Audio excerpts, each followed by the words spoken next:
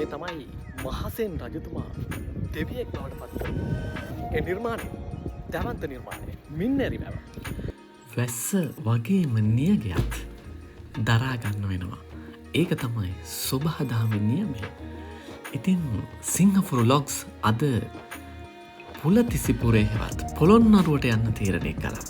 ඉතින් ඒ යන අතරමඟදී අපිට මුණගැසුණු සුන්දර ස්ථානයක් තමයි මින්නේරි වැව කියන්නේ. ඉතින් අපේ ගමන යන්නට කලින් මේ මින්නේරි වැව ළඟ චුට්ටක් ඉඳලා ඒකත් බලලා යන්න අපි තීරණය කළා.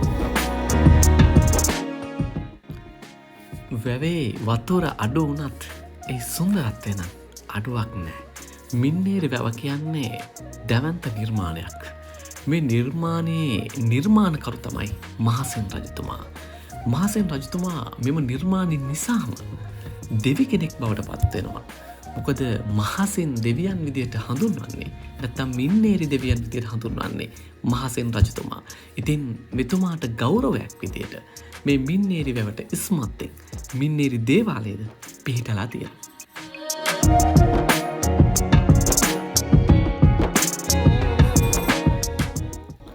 වැවේ වතුර අඩු නිසාම අපිට පුළුවන් වුණා වැව මැදට වගේ ඇවිල්ලම මේ සුන්දරත්වය විදිහට. ඉතින් ආරාධනා කරනවා සිංහපුරු ව්ලොග්ස් එක්ක එකතු වෙලා ඉන්න. අපේ ගමන ටිකක් දුර ගමනක්. අපි හිතනවා ඔයා අපිත් එක්ක එකතු වෙලා ඉඳී කියලා.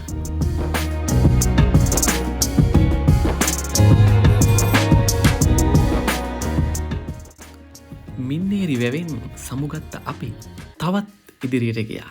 ඉතින් පොළොන්නරුව දෙසට යනකොට අපිට හම්බෙන තවත් සුන්දර වැවක් තමයි ගිරිතලේ වැව. ලංකාවේ ගැඹුරුම වැව ලෙස සැලකෙන ගිරිතලේ වැව දෙවන අක්බෝ රජුගේ නිර්මාණයක්. මේ වැව දකින අපට දැනෙන ලෞකික සුවයට අමතරව මේ වැව ඉස්මත්තේ තනා තියෙන චෛත්‍ය රාජයන් වහන්සේ, එවැගේම හිටි බුද්ධ ප්‍රතිමාව, එවැගේම බෝධීන් වහන්සේ තුළින් අපිට ආධ්‍යාත්මික සුවයක් ඒ තුළට එකතු කරනවා.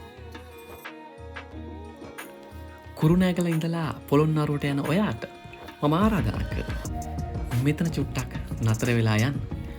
ඔයාගේ ආධ්‍යාත්මික සුවය කොච්චරනම් ඉස්මතු වෙනවද කියලා වට තේරෙවි මේ ස්ථානයට ආවට පස්සේ. ලංකාවේ ලස්සනම වටදාගේ පිහිටලා තියෙන මැදිරිගිරට යන ගමනක් තමයි මේ. ඉතින් මේ ගමනේ ආරම්භය ඉතින් පොළොන්නරුව ඉඳලා අපි මැදිරිගිරට යනවා. ලංකාවේ ලස්සනම වටදාගේ ඔයාට පෙන්වන්නට රැඳිලා ඉන්න සිංහපුරු ව්ලොග්ස් එක වීඩියෝ එක අවසානයේ දක්වා. ඇත්තටම මේ දකිනකොට මට මතක් වෙන එක දෙයක් තමයි වැවයි දාගැබයි ගමයි පන්සලයි නිල් ගොයමයි කහසිවුරයි.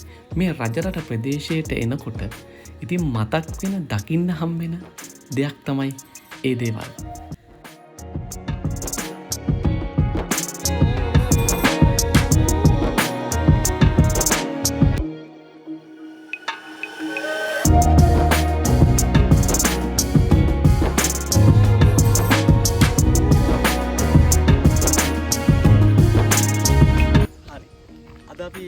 වෙනස්ම විදියෝ එකක් කරන්න තමයි හිතාගෙන. ඉතින් අපි අද ආවා පුලතිසිපුරේ හෙවත් පොළොන්නරුවට. ඉතින් පොළොන්නරුවට ආවේ කාරණා කීපයකට. ඒකට අපි මේ ඇවිල්ලා ඉන්නේ මැදිරිගිරියට. ඉතින් මැදිරිගිරියේ විශේෂත්වය තමයි ලංකාවේ අලංකාර ලස්සන වටදාගේ තියෙන්නේ මේ මැදිරිගිරිය. ඉතින් මැදිරිගිරියට ආයෙනවා නම් හිඟුරක්ගොඩ ඉඳන් කිලෝමීටර් 12ක් එන්න ඕනේ මැදිරිගිරියට. පොළොන්නරුව ඉඳන් එනවා නම් කිලෝමීටර් 24ක් විතර දුර එන්න වෙනවා මැදිරිගිරියට. ඉතින් අපි යන්නේ ලංකාවේ ලස්සනම වටදාගේ බලන්න. අද වන විට මැදිරිගිරිය පුරාවිද්‍යාත්මක ස්මාරකයක් වශයෙන් පවත්වාගෙන යන ස්ථානයක් ලෙස හඳුනා ගන්නට පුළුවන්. මෙම වටදාගේ ඇතුළු නටබුන් සහිත ප්‍රදේශයට ක්‍රිස්තු පූර්ව යුගයේ සිටම 13 වන සතවර්ෂය දක්වා දිවෙන ඉතිහාසයක් මේ සතු වෙනවා. ඒ වගේම මේ වටදාගේ ඇතුළු කැණීම්වලදී හමු ගඩොල් මත ක්‍රිස්තු පූර්ව යුගයට අයත් අක්ෂරද හඳුනාගෙන තියෙනවා. පස්වන කාශ්‍යප රජුගේ ටැම් ලිපියට අනුව මෙම විහාරය හඳුන්වා ඇත්තේ මැඩිලිගිරි වෙහෙර වශයෙන් ඇතැම් අවස්ථාවල මෙම විහාරය මණ්ඩලගිරිය ලෙසත් හඳුන්වා තිබෙනු දකින්නට තිබෙනු.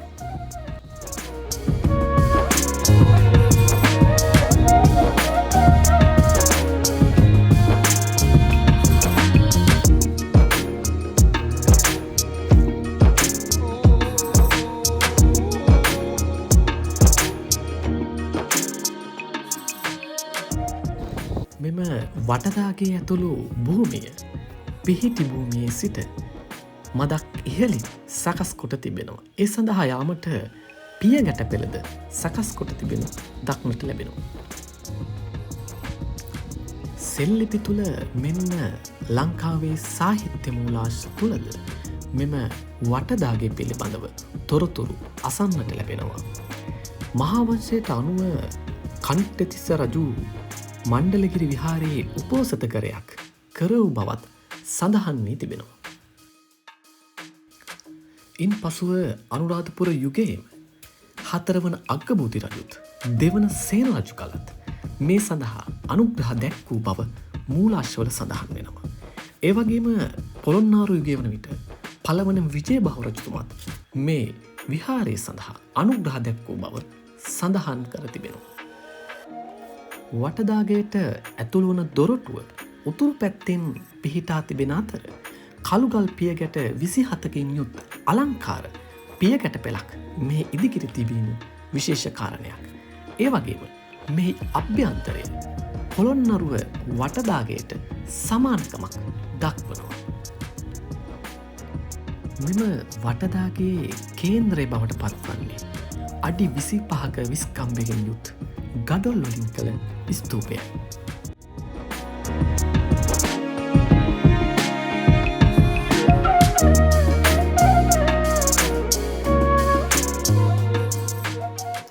වටදාගේ තුළ දිසා 4ට මුහුණලා බුදු පිළිම 4ක් දකින්නට තිබෙනවා. මෙම දාගැබ වටා අටපට්ටම් හැඩයෙන් යුත් කුළුණු පේලි 3ක් මෙහි දකින්නට තිබෙනවා. මෙම ගල් කුළුණු ඇතුළු වටය තුළ අඩි 17ක් උස කුළුණු 16ක් බැගින්ද මැද වටේ අඩි 16ක් උස කුළුණු 20ක් බැගින්ද ඒ වගේම පිටත වටේ අඩි 9ක් උස කුළුණු 32ක් යුක්තව මෙම නිර්මාණය කර තිබෙනවා.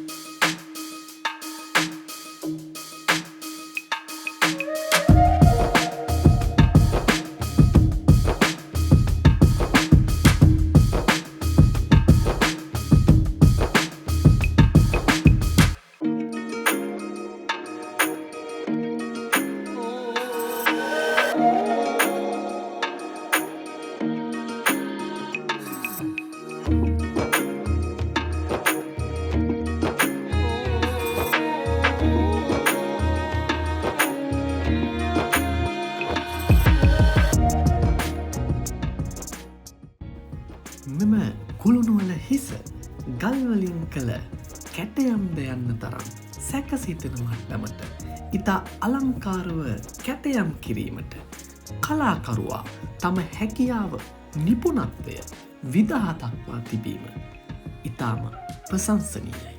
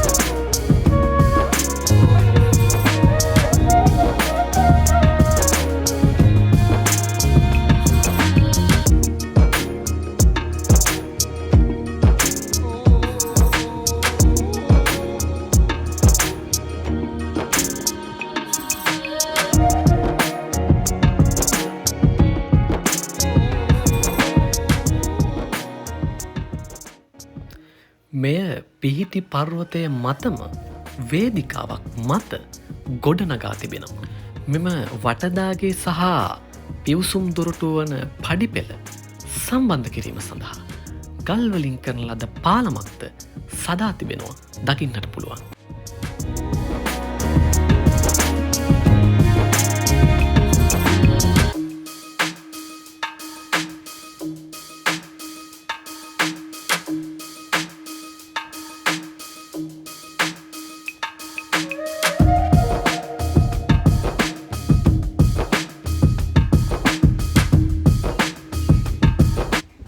මෙහි ඇති පිළිම ගෙවල් පඩි 16ක් පමණ උස් වේදිකාවක් මත සකසා තිබෙනවා.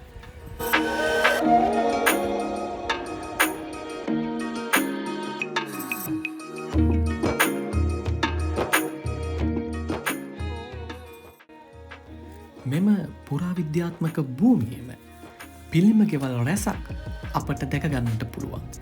ඒ අතර සැතපෙන බුද්ධ ප්‍රතිමාවක් තිබෙන පිළිමගෙයකුත් මෙහිදී දැකගන්නට ලැබීම සුවිශේෂී කාරණයක්.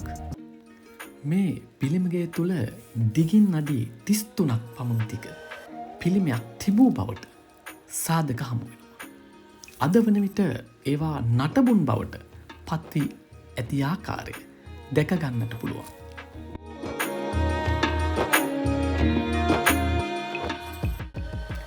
මෙහි පුරාණ වෙදාලකුත් පැවති බවට නෂ්ටාවශේෂ පවතිනවා. ඊට ප්‍රධාන උදාහරණයක් ලෙස මෙම බෙහෙත් දොරුව පෙන්වා දෙන්නට පුළුවන්. ඒ වගේම පැරණි රෝහලක නෂ්ටාවශේෂත් මෙහිදී හමු වෙනවා.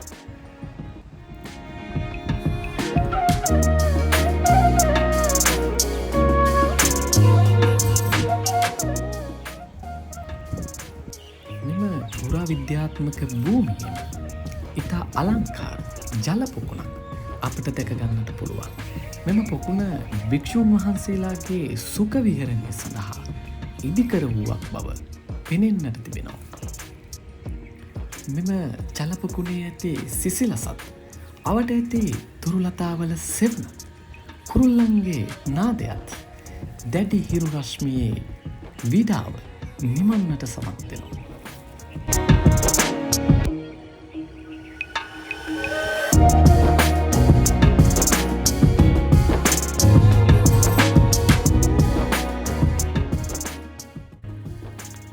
වටදාගේට උතුරු පැත්තෙන් මේ වගේම ගත්තොත් පිවිසීමේ දොරටුව තිබෙන දිශාවෙන් ඉදිරියෙන් ගල් තලාවක් අපිට දකින්නට තියෙනවා.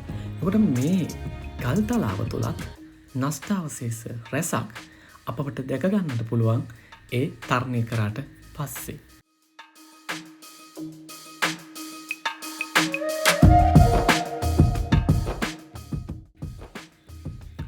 පර්වතය තරණය කළ ඔබට වේදිකාවක් මත තිබෙන කුඩා චෛත්‍යයක් දැකගන්නට පුළුවන්. ඒ අසලම සිරිපතුල් ගල් දෙකකුත් මෙහිදී දැකගන්නට ලැබීම විශේෂ කාරණයක්.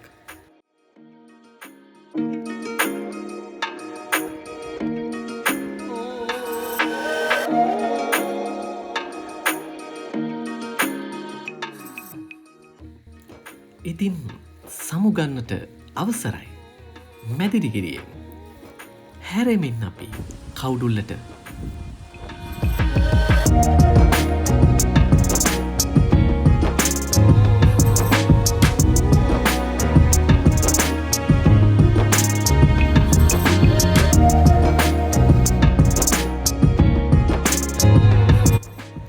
මම එන විටත් කවුඩුල්ල වැවේ සොරුවෙන් කෙත් බිම්වලට වතුර නිකුත් කරලා තිබ්බා. ඉතින් මේ අවස්ථාව ලස්සනයි වගේම ටිකක් බියකරු අත්දැකීමක් ගෙන දෙන අවස්ථාවක් විදිහට පෙන්වලා දෙන්න පුළුවන්.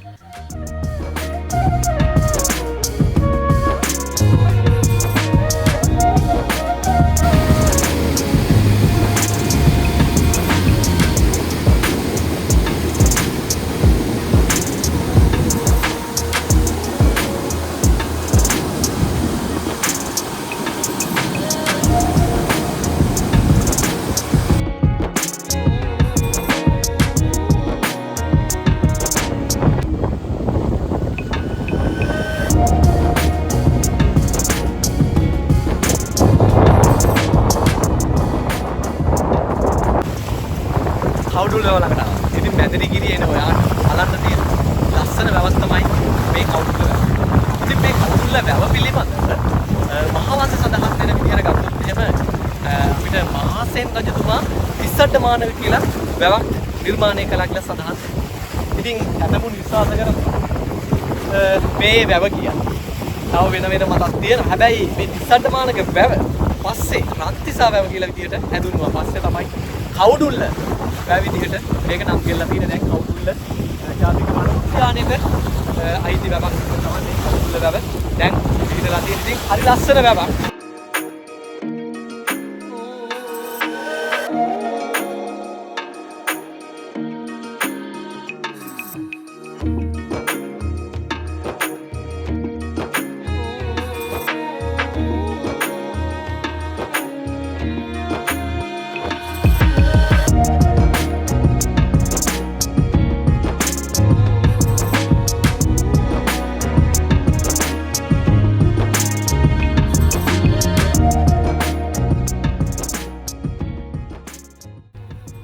මේ වැව පිළිබඳව පොළොන්නරු යුගයේත් පළවන පරාක්‍රම බාහු රජ කාලෙත් ඒ වගේම නිශ්ශංකමල්ල රජ කාලෙත් සඳහන් වෙනවා. නිශ්ශංකමල්ල රජතුමා මේ වැව සතුන්ගේ අභය භූමියක් බවටත් පත් කළ බව සඳහන් වෙනවා.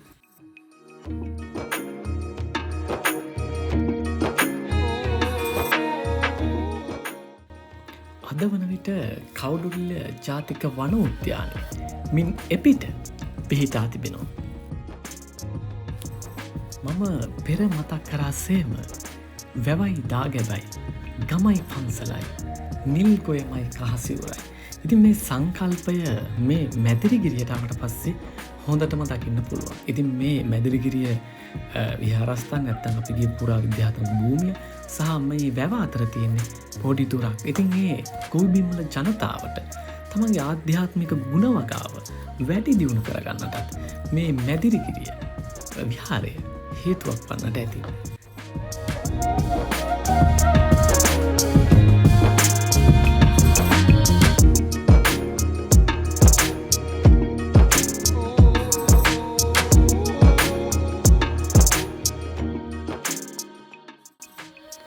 මෙම ගමනේදී අමතක කරන්නට බැරි අවස්ථාවක් තමයි මේ වැව්වලින් නිකුත් වන ඇලමාර්ගයක් තුළ මට හම්බුණු බක්මී ගහ.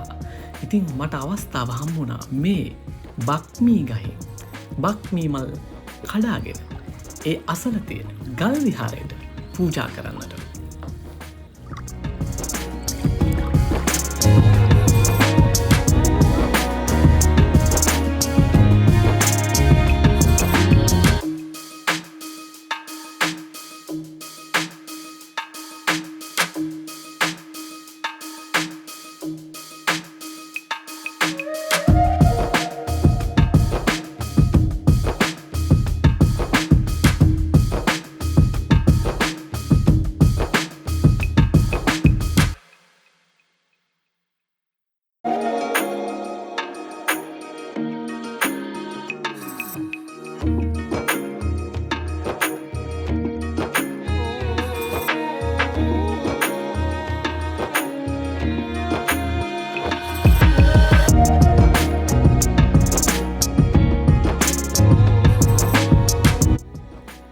ඉතින් දින 3ක මතක එකතුව ඔබට මුණගස්සමින් සිංහපුර ලොග්ස් සමුගන්නවා පොළොන්නරුවෙන්.